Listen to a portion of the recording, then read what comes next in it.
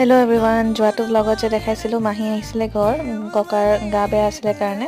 আৰু তাৰপিছত ককা অকণ ভাল পালে আৰু পিছদিনাখন আহিব লগা হ'ল মই হস্পিটেল কাৰণ আমাৰ ঘৰৰ মেকুৰীটোৱে অকণমান আঁচুৰিলে মোক সেইকাৰণে টেটানাছ ল'বলৈ আহিব লগা হ'ল আৰু তাৰপিছত নেক্সট ডে মাহীহঁত গ'ল গুৱাহাটী আকৌ ৰিটাৰ্ণ যিহেতু ককা অকণমান ভাল পাইছে গাটো আৰু এয়া কাজিৰঙাৰ মুহূৰ্ত অকণমান আপোনালোকৰ লগতো শ্বেয়াৰ কৰিলোঁ এইখিনি জেগাৰ ভিডিঅ' নলৈ নোৱাৰোঁ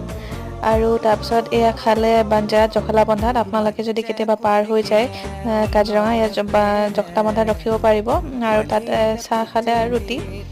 আৰু তাৰপিছত অকণমান লোকেল চব্জি শাক পাচলি লৈ পেলাই আহি পালোঁহি গুৱাহাটী